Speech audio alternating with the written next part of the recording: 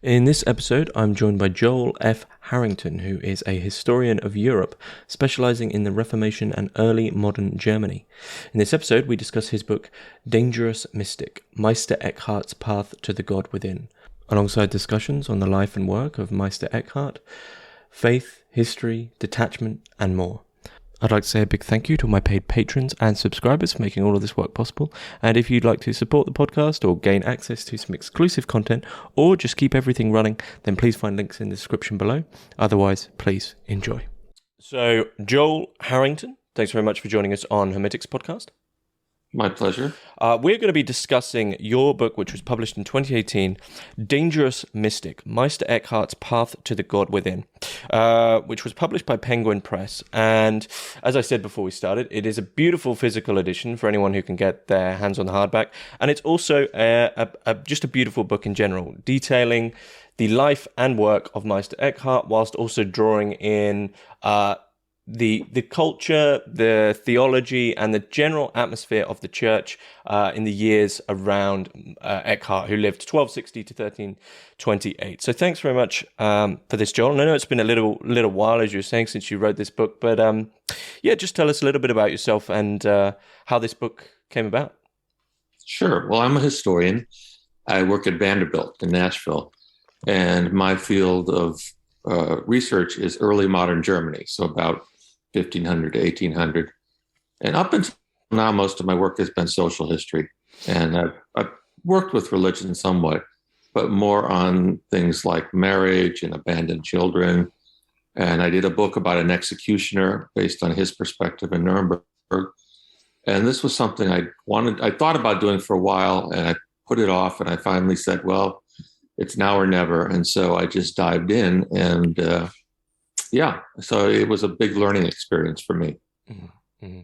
Well, that's great. And now I'm really interested. I should have sent you this question via the email. I know you said don't send me any questions, but this is the one I should have sent, which is unique to this podcast. And as you're a historian, now I'm very intrigued. The Hermitix question is really how I begin things, which is you can place three thinkers, living or dead, into a room and listen in on the conversation. In this case, Meister Eckhart is already in there waiting. Who would you wish to have a conversation with? Oh boy, that's one I should have taken in advance. Well, yeah, if you need some time. Let me think about that for a second. You can edit this part. Mm-hmm. Eckhart's big hero was St. Augustine. Mm-hmm. He sort of thought of himself as a later day Augustine, so I know he would like to be in the room with him. I may have to get back to you about that. It's hard to do off the top of my head. It is I should have primed you for that one. But Eckhart and Augustine is already we could consider that room and begin from that as some sort of foundation. I mean, in what sense do you see the common thread between those two? Do you think it's that sort of clear, unashamed, vulnerable exposition of their internal life? Right? They weren't afraid to put their internal life out there and not, and to make the internal life as important as the external. Yeah, I think that one of the big connections is that they're willing to use their own experiences to help and teach other people. I think it's also that they're both very learned men. They also see the limitations of learning, the sort of knowledge you can have from even just reading the Bible, but any of the other the church fathers or any other sources. There's a real limitation. And so they're both, I think, interested in two types of knowing. And one is the type of knowing like from outside. I know 2 + 2 is 4, right? I know that door is green. And then the other is that more like you recognize, that you intuitively recognize something as being true or real. And that's the part of Augustine that often doesn't get that much exposure. I think most people think of him as a big person in terms of doctrine, for better or for worse. And everybody claims him, Augustine, that is, that both Protestants and Catholics during the Reformation say, we're in the tradition of Augustine. And so clearly there's some room for interpretation. But I do think that personal journey that Augustine had, it describes in the Confessions, and that Eckhart also had is something that binds them together. And I just think the way they see things, they tend to read the Bible the same way. They tend to think of experiencing the divine in the same way. So I think there's a lot of recognition in that sense of Eckhart and Augustine. Mm-hmm. Okay. Well, moving into Eckhart, I mean, as a historian, I mean, these were, I went into this thinking, diving straight into Eckhart. I guess I was expecting more mysticism. Not that there isn't, right? But because you're a historian, actually, the historical exposition around Eckhart's life was surprising to me. So there's really these three things which I've outlined, which are key to that you bring in, which are key to really the building of Eckhart as a character. And the first one, which I found the most fascinating, was really in the years of that Eckhart is alive, 1260 to 1328, as I said, there is a culture of consumerism. And I mean, in what sense do you think this culture of consumerism, which really you mirror with our own, which is surprising because we wouldn't think of the 13th century as being that way. In what sense do you think that this sort of helped build Eckhart's understanding of the world? I think it's very important. I mean, that's why I had it in there. I had some hesitation how much of that to do before getting into Eckhart. But I think that's one of the big differences between my approach and theologians' approach, or philosophers, or Germanists, people who study his language, is this is one of the reasons I wrote the book, is they have very specific and sometimes technical approaches to Eckhart, focusing from the angle of philosophy or his language. And I thought it's very important. Ideas don't exist in a vacuum. And so I think you have to examine his world and his background as much as we can to try to say, where does this come from? Where do these ideas come from? In the sense that there are some transcendent ideas that work in different cultures, but the culture always matters in the way that it's framed and the way it's imagined. So for me, it was significant that they did have this growing money culture, and that there were a lot of people, not just Eckhart, reacting against that, saying this, number one, they weren't satisfied with, just pursuing wealth and possessions. And number two, they weren't satisfied with the existing religious options, that going to church, receiving sacraments, going on a pilgrimage, all the conventional things. And so one of the things I thought was very important to start out with is to say, Eckhart's not alone. There are a lot of people who have these reactions, and a lot of people who are looking for something else. Mm-hmm. And I mean, in terms of this, he comes from a position of being almost the rich man in the parable of, the rich man can't enter the kingdom of heaven. I mean, he comes from, another thing that you point out is he comes from a noble upbringing. And ultimately, this seems in part, along with this consumerist culture, to be his fuel to work from. But he doesn't seem to deride any of this in a revolutionary sense, right? He's quite gentle with it all. Yeah, well, somebody from his background, there are essentially three options in terms of career. And one is military, somehow serving the Lord is in a military function. The second is business, really. A lot of these nobles get into investing and other sorts of things. And then the third is a religious vocation, and that's the one he picks. And one of the things that I mean, maybe I'm projecting, but I picked up on Eckhart is he likes to pick the toughest things. And he thought that was, most noble fathers would have expected their sons to go one of the first two. And the third would only be an option if it could be very highly ranked, like an archbishop or something like that. And Eckhart chose to be a Dominican, a brother with a big ethos of humility. And that was, I think, for him a difficult choice, but it's one that he embraced because it was difficult.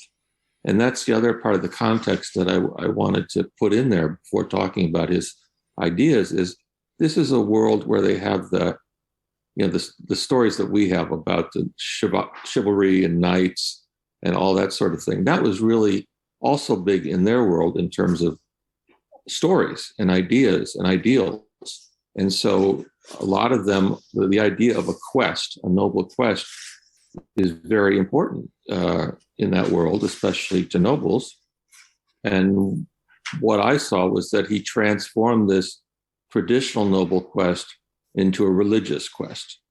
And that's, one of my original version subtitle options was Meister Eckhart's Relentless Search for God, because that really it's a quest that takes his whole life. And so that's the part of the context, again, that I thought was important to get at, to see some of his motivations and his early thinking, which evolves over time, like most of us.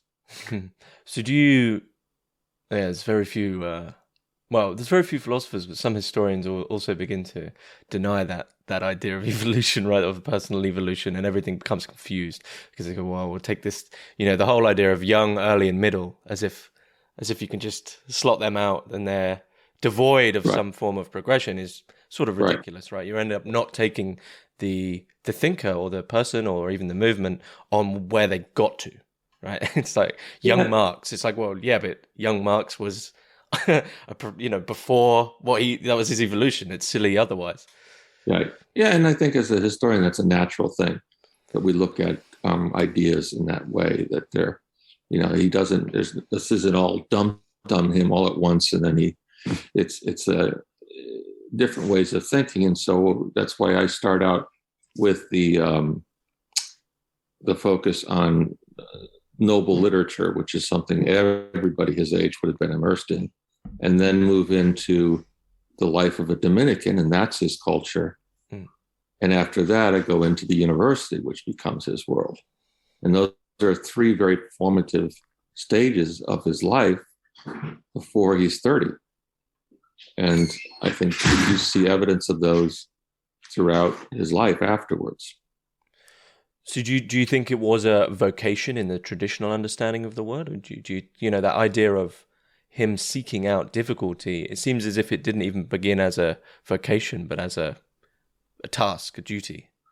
Maybe I'm overstressing that. I mean, I think it was a duty, but I also think that the duty, and this is, I think, what appealed to him most about the Dominicans, was to teach.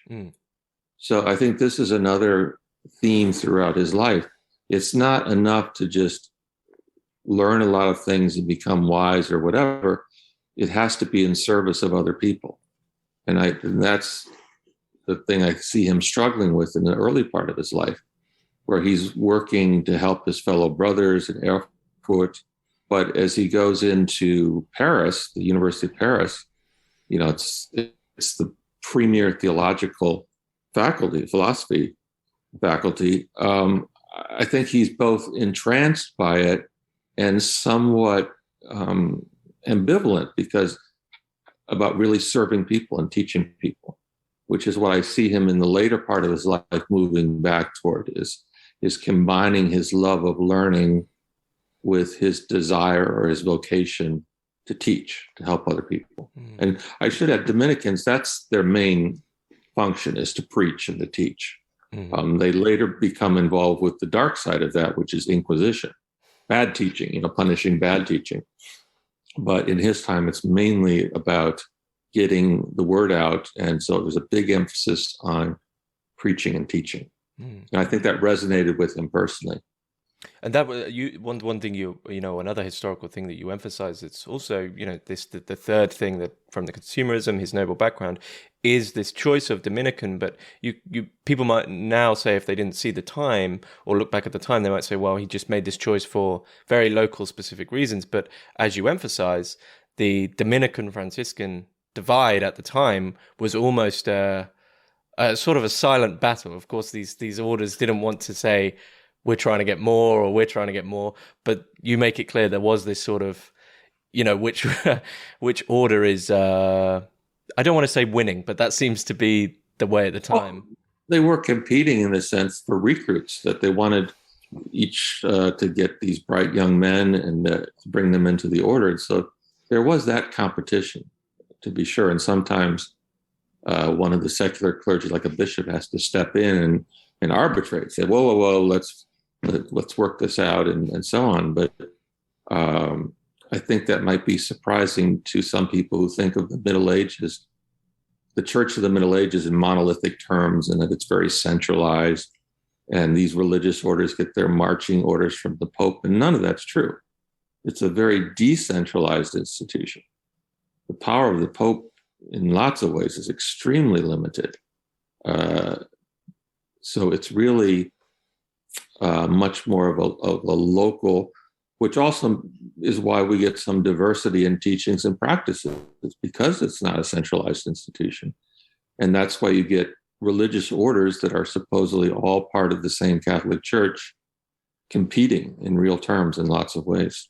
So jumping back to the fact, the Dominicans clearly, they are the teachers. They are the people who go out and teach, as you said. Do you think that Eckhart was a natural mystic, or do you think that ultimately his compulsion, his desire to teach others, he found that mysticism was perhaps the best way to do this? Or do you think probably a bit of both? Yeah, that's a big question. I'll start off by saying mystic and mysticism is really sort of a later term. Mm-hmm. It's more in the 17th century that this becomes a term. And the image that I think most of us have is somebody who sees visions or has revelations or divine ecstatic experiences. You think of the famous statue of Saint Teresa of Avila in mystical ecstasy. And this is a different type of mysticism. He never calls it mysticism. This is what later theologians today call apophatic mysticism, which basically means mysticism without images. Mm-hmm. So again, I think the idea most of us have is mysticism is full of images and visions and all these things. And people like Eckhart, who practice something called negative theology, say that the more you can experience the divine more by taking things away, by eliminating images, by eliminating words, by eliminating all attachments to things in the world, which is, of course, extremely hard to do. So their kind of mysticism is very different from that other type of mysticism, I would say. I think the word, partly because mysticism is such a loaded word, I might prefer is intuitive. That he would say, these are things you know from within. They're not things you know from without. And this is something that he shares with Augustine, is that there's something inside of us that is already there.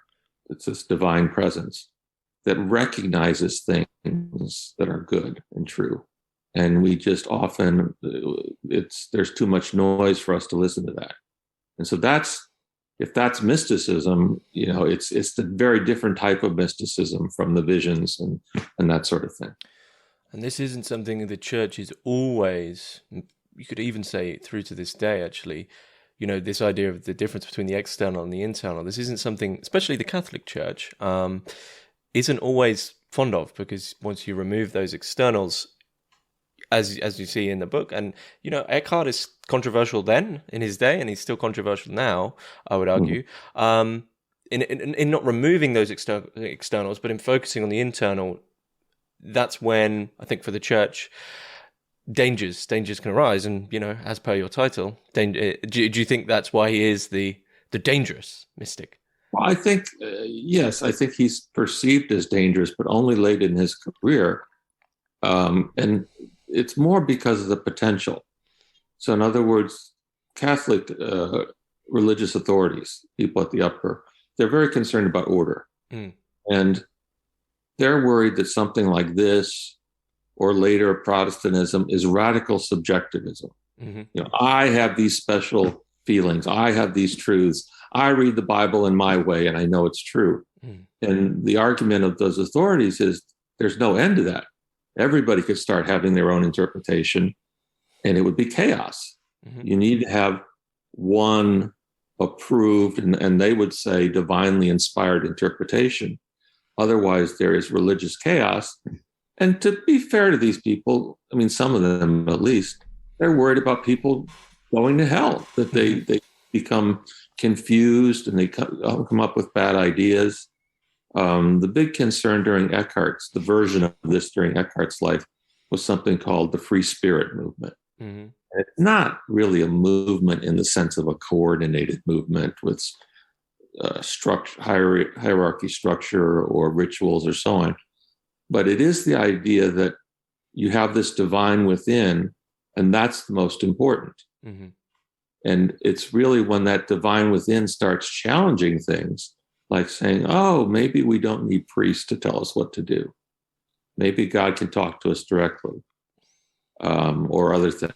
Now, of course, the classic way to defame a group like this is to say they just want to have all this sexual freedom.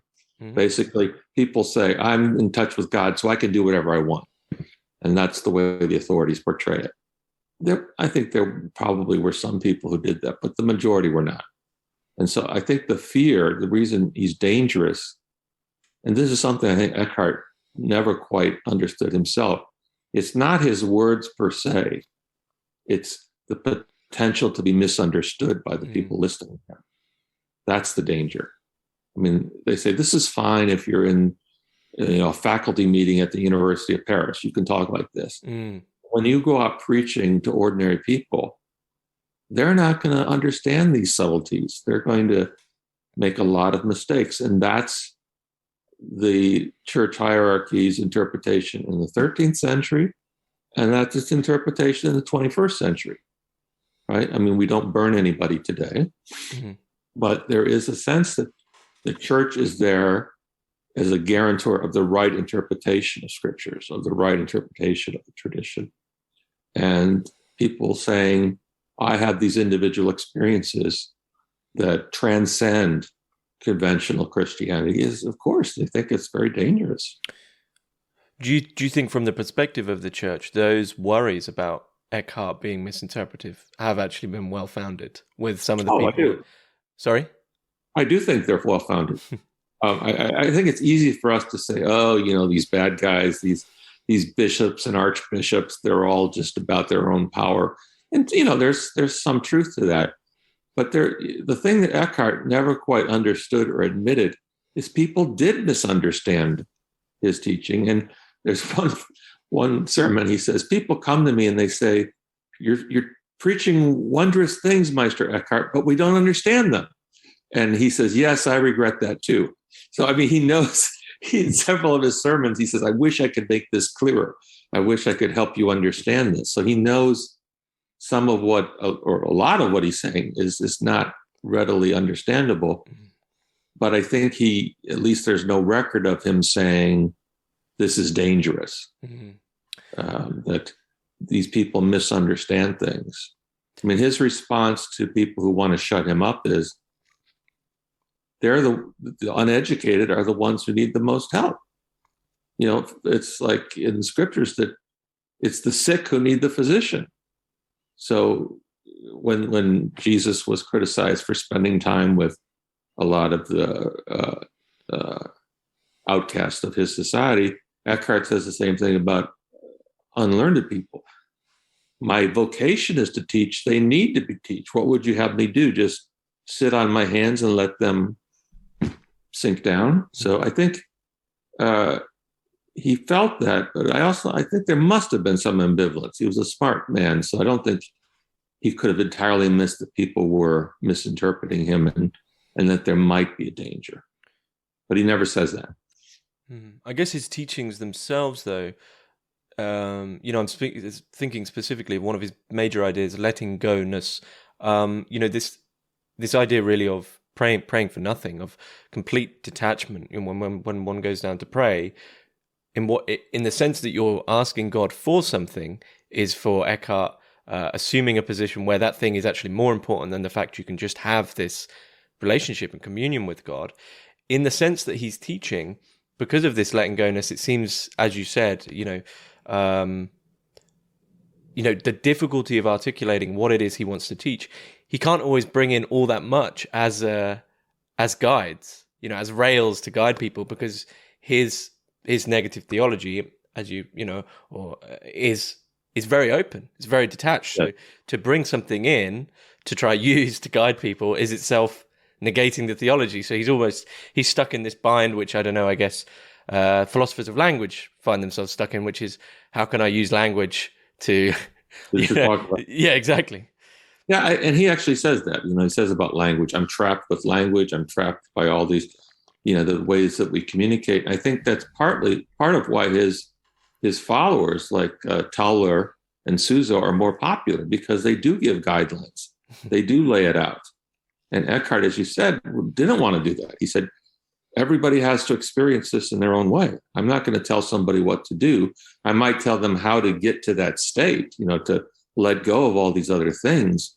But the way you interact with the divine is individual. I don't know if unique, but it's your own experience. And so, yeah, I think you're right. I think he is trapped in the sense that he's putting things out there, but he doesn't want to give the guardrails that most of the preachers do. And he is very against praying, which as a transaction. He says, you're no better than a merchant.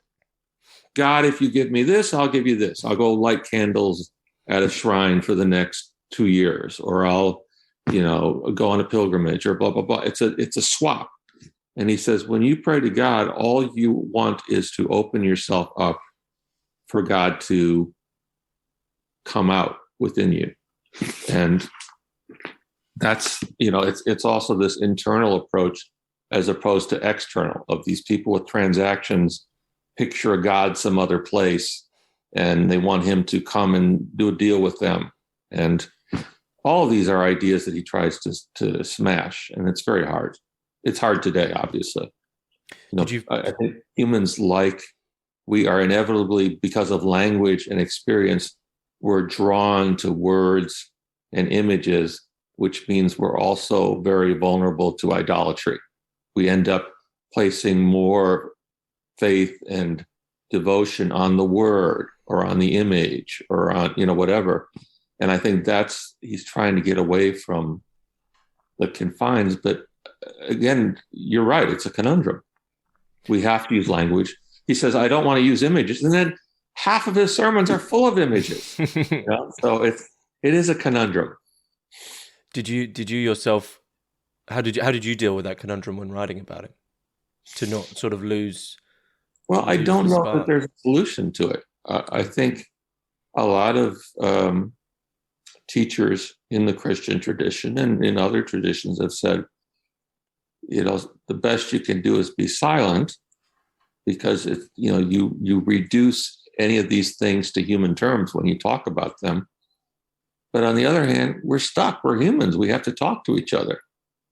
So and I think the thing about Eckhart is, if you go off in isolation as a hermit and you're not interacting with other people, I think you might say it's somewhat selfish, that you're not helping other people, that you're not serving other people.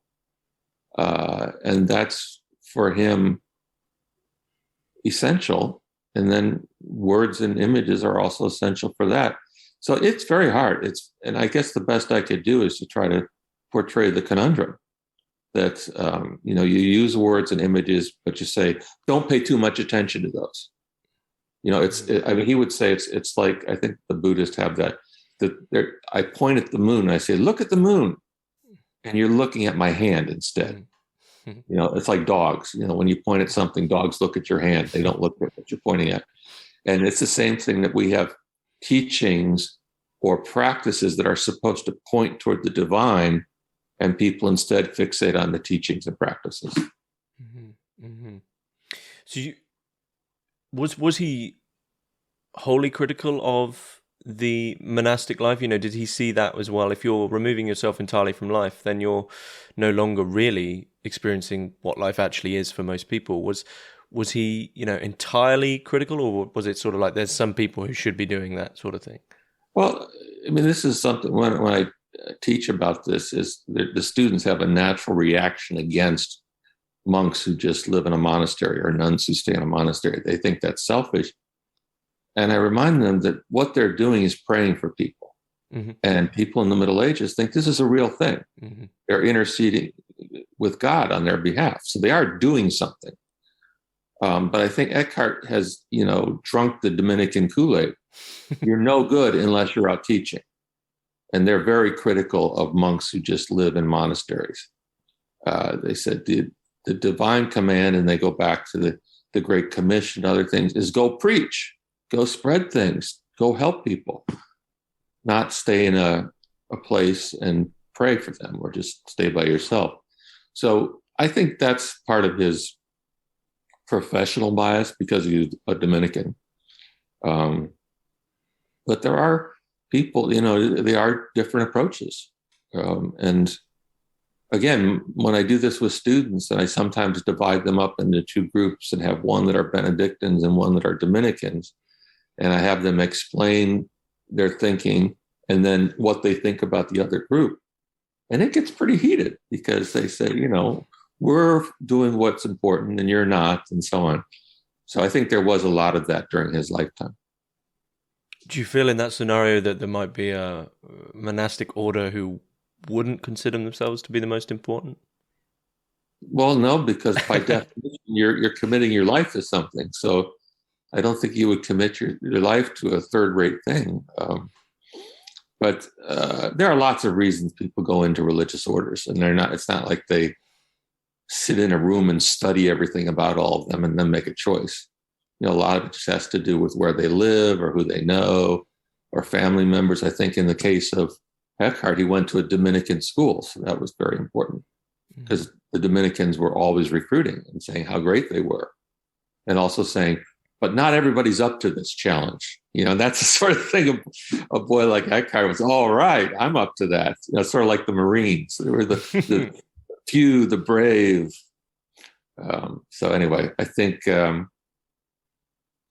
were, one of the reasons I thought there needed to be a historical background is to show just how much diversity there was in the Middle Ages. I think if I could just change one thing about most people's thinking about the Middle Ages, I would say it was not one monolithic age of faith. There were lots of people with different approaches. Some had no religious faith or very little. So I don't think they should think of it in this really people in lockstep marching along until the Reformation frees them.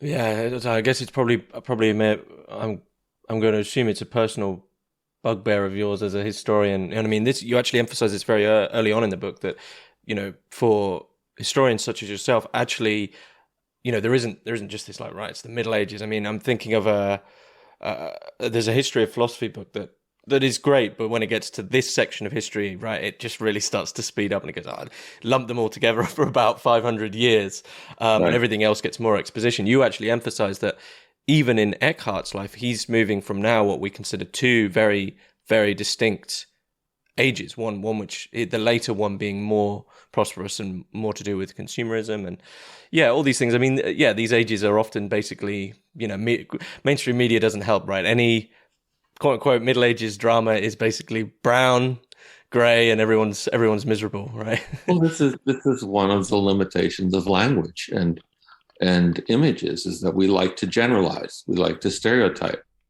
And, of course, if you ask somebody today, they say, oh, I'm very complicated. You can't reduce me to a category. Everybody says it about themselves, but other people were happy to put into categories and time periods. We're happy to generalize about them because it makes us feel comfortable that we have some control over them, that we have some mastery. I mean, that's a lot of language, right? That you're mastering things by putting them into words. And that's the sort of thing Eckhart really wants to get away from, using words. Do you think it's also the comfortable belief that we're beyond that, right? That not only is that bad, but we'll never be there again, and we're better than it. Oh yeah. That's another bugbear of mine. My book on Executioner, I tried to do two things, which is really get in the life of this person in the 16th century. And somebody you would think, or I think, I didn't have anything in common with, an executioner. And so, in fact, we have a lot in common. And then secondly, this whole assumption of superiority about today, which is, yes, there are definitely improvements and we should hold on to those. But there are a lot of things that have not improved. And I don't think people are fundamentally that different from 400 years ago. What changes is some of the social structures and the legal structures. But I'm against all this. I mean, it's any kind of ethnocentrism. It's like people from one country, and of course, I come from a country where this is dogma that we are the best, we are unique, and so on. Any kind of dogma like that, I think, is bad, is misguided. And the same thing goes to time periods. If you say we are at the peak of history, we're the summit, which is what people in every period think. Right? Mm-hmm. And in fact, we're just on a river floating along, and our time period's going to come and go, and there'll be things after us.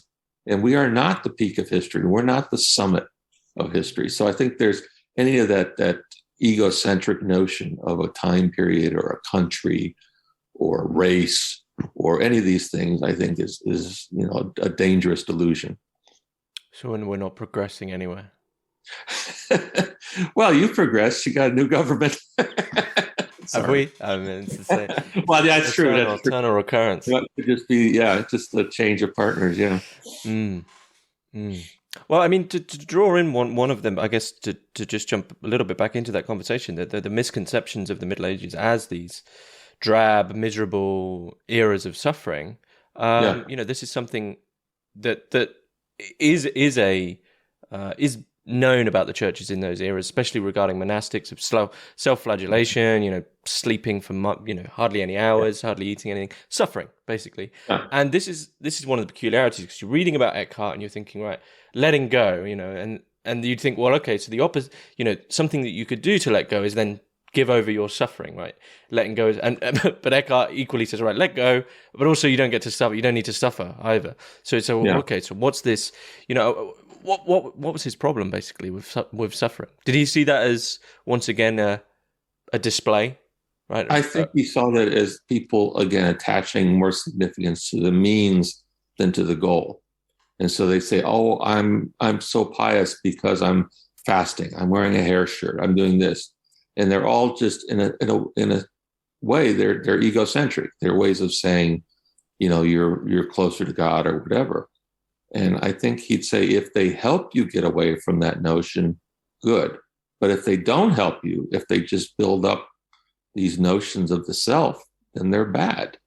And, that idea of suffering that you talk about, that was everywhere in medieval Christianity, the valuation of suffering, that suffering is good. Jesus suffered and died. So you have that model. And for somebody to say, no, that's not the most important thing. And I think the other thing about suffering is I think it lends itself to the transactional mentality that he's trying to get away from. If I suffer and do all these things, then I'll get something in return, like going to heaven, or then I'll get God's favor or something like that. And his idea is once you open yourself up to God, you don't do anything with an idea of reward. You just do it. And this is what he calls living without a why. You don't do things because they're going to help you, because they're going to advance you. You just do them because it feels, based on the divine within you, it feels like the right thing. You love because you love. You can't say, I love because it's a commandment, and by following the commandment, I'll go to heaven. So there's a larger mentality there. And you might say he's naive for thinking that the larger population is going to get this. You look at art today, most religions, organized religions, have some transactional aspect. It's very hard to think of religion where it's not something you get for something else. And I think that's so deep in medieval Christianity that it's a very much an uphill battle for him to try to change that idea. And I think he probably underestimates how difficult it is. Because from this really is in a way one of his conclusions. I mean, there can't really be conclusions in a way for him, I guess, outside of the personal intuitive sense. But for Eckhart, it seems we can know God, but we can't know God. We can't know God in the sense of scholastic theologians. We define God, to define God's characteristics. You can't say God is good. I am good. God is goodness. You can't talk about God in human terms. At one point, he's very influenced by the Jewish philosopher Maimonides, and Maimonides was also a proponent of negative theology.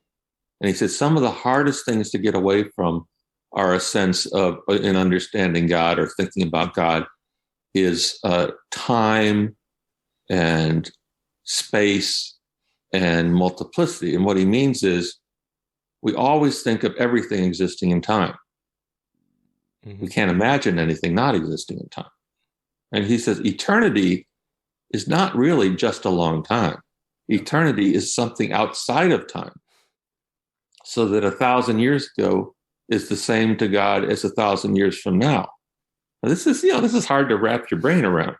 But what he's trying to do is get God outside of human concepts and space. We obviously there's the idea that God is up in heaven or God is somewhere.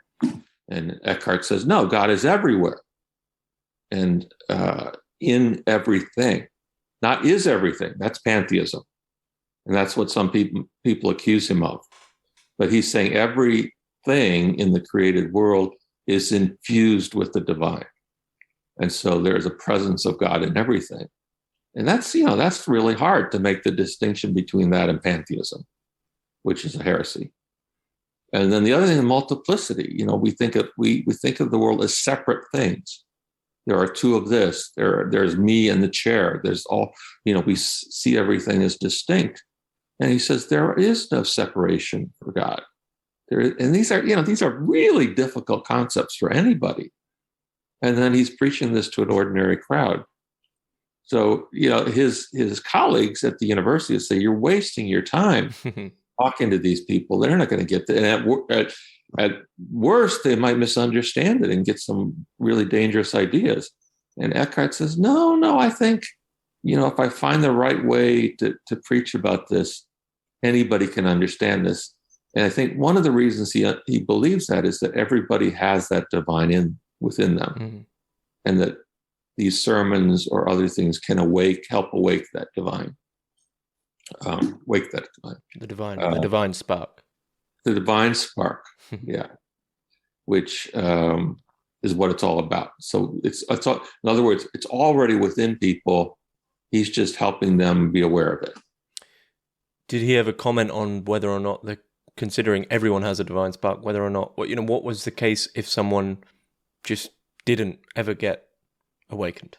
If they never allowed any fuel to be poured onto that spark, so to speak. Well, he's a little wobbly when it comes to evil and sin and so on, because he'll say God doesn't see sin. It's like dark places and God's the light, and the light doesn't go into dark places by definition.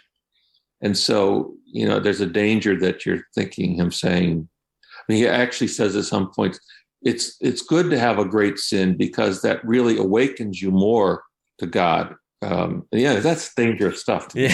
He's got. Not only is he, he's constantly risking his career. He's shooting himself in the foot all the time. But there's the other notion of hell. He says hell is just being separated from God, and that's the people you're talking about, who never are able to make that connection with the divine. And since he believes in immortal souls, those souls are forever disconnected from God. So he doesn't talk about a place full of fire and devils and things like that.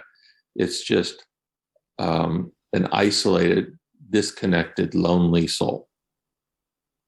So he says, people who say, oh, the bad people seem to get away with everything and they get the best of things. And he said, don't worry about that. Because, that's a classic Christian thing. In the end, the faithful will be rewarded and the faithless will be punished. But he's not big on sin and punishment, which most preachers are in the Middle Ages. Unless you do this, you're going to suffer in hell forever. And he would never preach a sermon like that. And he sort of gets by, right at the end of his life, he sort of gets by the skin of his teeth in a way. It seems that, am I right in thinking, he passes away of something natural causes. We don't know the exact day, but passes away of natural causes. But the church generally was in the process of, pulling him by the collar and saying, we need to talk. Well, and that was mainly to satisfy, he had an enemy, the Bishop of Cologne, and the Pope needed the help of the Bishop of Cologne in some of his politics. So he said, all right, we'll pursue this. But I don't think people should have the idea that this was a big priority with the papacy. This is a German theologian, and it's more a case of censorship or censoring, rather. He's never declared a heretic, and that's a misunderstanding, because also he does what some people think is a sort of casuist move to say, of course, if anything I've said is wrong, I take it back. But that's also, saying nothing I've said is wrong. Wow. All big theologians do that, though. Augustine did it. Thomas Aquinas did it. I'm on my deathbed. By the way, I hand this over. I can't remember what the official name is, right? But it's I can't remember. It's a Latin. It's a way out.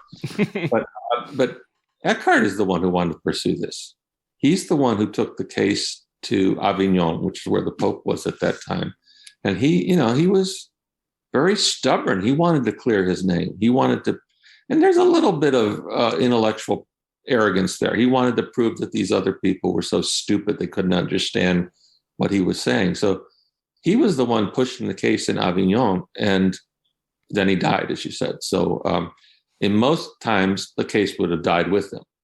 But because this bishop in Cologne really hated him so much and was worried about the impact of Eckhart, the Pope agreed to have it pursued. And then they came out with this declaration that found certain dangerous statements in Eckhart's teaching. And basically they just said, and nobody should be repeating these. There were no orders to burn his works or anything else. It was just saying he made mistakes on these things, and no one should repeat this. And if they do, they're going to have to answer to us. So did it take some time? Was that sort of, not an official suppression, but did that lead Eckhart's work to be sort of, just forgotten for quite a while? Well, it did lead to some self-censorship, because the Dominicans, his order, they were worried about that, and they didn't want him to drag them down. So they quashed a lot of his teachings, and they reassigned some of his followers to remote locations. And there were a couple of his followers that I mentioned before. There's Johannes Tauler and Heinrich Suso, and they do preach, but they're also marginalized within their own lifetimes. So there is a sort of unofficial self-censorship going on. There is something of an underground following, though, and these people call themselves Friends of God, which is a great name. And they were I think they're more like a reading society. Some people say, oh, this is like a sect or something like that. It's more just a group of people in the Rhineland who like to read Eckhart and other works, and were in sympathy with his teachings, but it's a small group of people. So yes, by the 15th and 16th century, he's essentially forgotten. And the big revival of interest in Eckhart comes in the 19th century. Who's leading that? It's a lot of the German idealists. Hegel mentions him in some of his lectures, and then there's a couple other books about him. And then his German sermons are published. I guess they're translated from Middle High German to Modern German, and those are very popular with a lot of idealists and transcendentalists and romantics and that kind of people. And then there's a counteraction where some Catholics say, oh, there are still, those things emphasize the dangerous parts of his teaching. So they publish all of his Latin works, a Catholic priest does, which are more orthodox and conventional. So even in the 19th century, you sort of have two different Eckharts. And the one is more or less thought of as a proto-Protestant. So in the 19th century, there are two different Eckharts that emerge.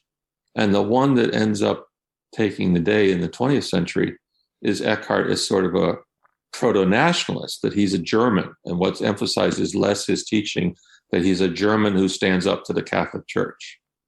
And obviously the 20th century is Germany's, immersed in this new nationalism to the point where even the Nazis claim Eckhart. They don't necessarily read any of his works, but they use him to say, here's another German standing up against the Catholic Church, which was their enemy. So they were using him to discredit the Catholic Church because in the mid-1930s, the Catholic Church still had some power that the Nazis were afraid of. By the end of the 1930s, they couldn't care less. It was outright authoritarianism. But anyway, all of this is just to say Eckhart has been used by people different ways at different times. Do you think within contemporary sort of understanding of his work, he's understood fairly? If I did, I wouldn't have written a book. I think two things. One is, I think the experts, as I've said,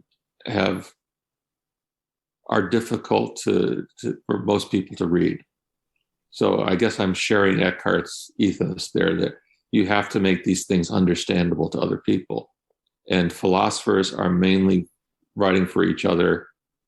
I'm overgeneralizing, but a lot of philosophers are writing for themselves. A lot of the language people are writing for themselves.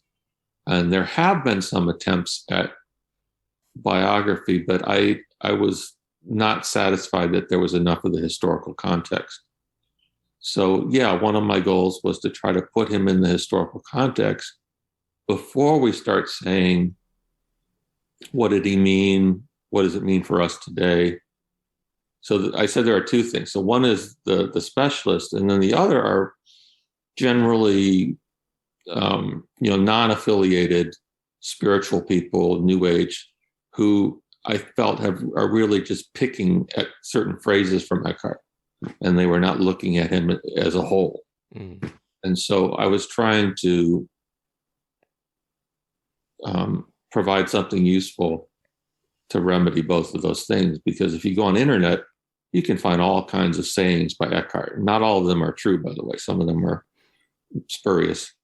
But I think as a historian, we always think about context. You have to understand the fuller work, the fuller man, his times. Mm-hmm. So that was my goal. Mm-hmm. Well, I think you achieved it, because if I was to ask where should someone begin with Eckhart, I would say begin with your book, Dangerous Mystic. So look up that if you want to begin with Eckhart. But maybe I would ask I'll ask two questions, I guess. One would be where to begin with Eckhart's, his primary works, his own works. But also, and I guess this is almost like a trick question, where would one begin to practice Eckhartian mysticism? Okay, well, I'll answer. The first one is the German sermons, and there are lots of collections of those. There's a complete version of them in one volume, but you could also get one of the smaller collections. And I think any of them are fine. The translations are somewhat different, but not, as far as I can tell, radically different. Mm-hmm. So I would say read some of Eckhart's sermons. I mean, there are certain ones I like better than others, but don't ask me right now which numbers they are. There's a numbering system. And then the second part of your question, how to practice this, I guess I would fall back on an Eckhart answer. That is, people have to figure that out for themselves. I'm serious though. I didn't want to prescribe anything and say, this is the way to read and understand Eckhart. I close the book with an epilogue where I sort of say, here are the things that resonate with me personally, and I think are important. But I would never go so far as to say, here's what Eckhart would say today about our current situation. I think that's just impossible to say. Or here's the way you should follow Eckhart. Again, I have my own preferences and my own takeaways. But I do think I guess I'm more like his negative theology. I would say there are things you should not do. And I think you should not attach too much to words and images themselves. You should try to get at the internal sense of what he's trying to say. So again, the hand pointing at the moon, don't focus on the hand. Focus at the moon, what the hand is pointing to. And that's, for any spirituality, I think that's always a challenge, because we are limited beings with our languages and our images and our concepts. And so to say, we need these, like scaffolding, to reach something, but then we should throw away the scaffolding. We should not value it too much. Mm-hmm. And at one extreme, that would be the idolatry of statues and icons and things like that. But even at the other end, it's really hard to think in the different way that Eckhart is asking people to do. And this is somebody who himself is a very intelligent, educated theologian, philosopher, mastery of all these texts and concepts. And even he says that's not the most important thing. The most important thing is something that's accessible to everybody. You don't have to be a scholar to understand what's most important. And conveying that or helping people to find it, I think, is always a challenge for anybody in any time. So, yeah, I don't have a prescription. I should tell you, too, that's one of the reasons I don't like Suso and Thaler as much, is because they do try to reduce him to certain rules and guidelines and things that I think he would not have liked or approved of if he'd been alive. But that's humans. That's what we do. We try to break things down into terms we can understand that are familiar. Mm-hmm. Well, I feel we've covered your book quite well. I mean, what are you working on now? Something completely different. I have a book. It's about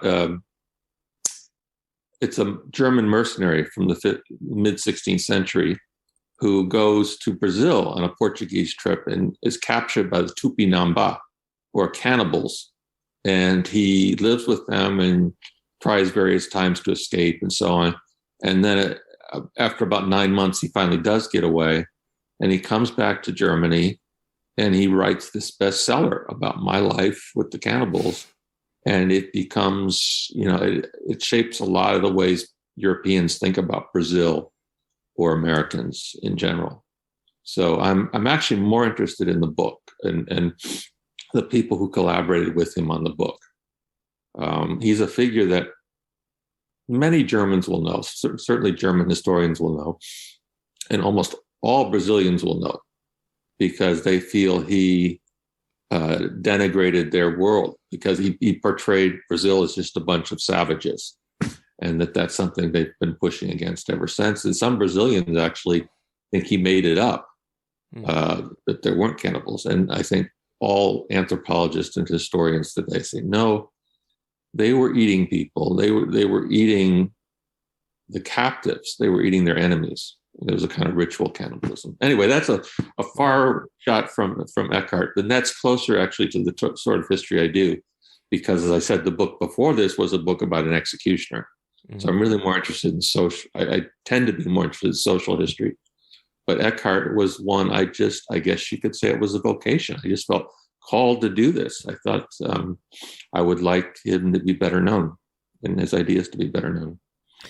Well, yeah, and I think this book does a brilliant job. I'll be sure to put the links for Penguin Press and probably for the Amazon link as well in the description below. But yeah, is there anything else you'd like to add? No. Okay. Joel Harrington, thanks very much. Thank you. I really enjoyed it.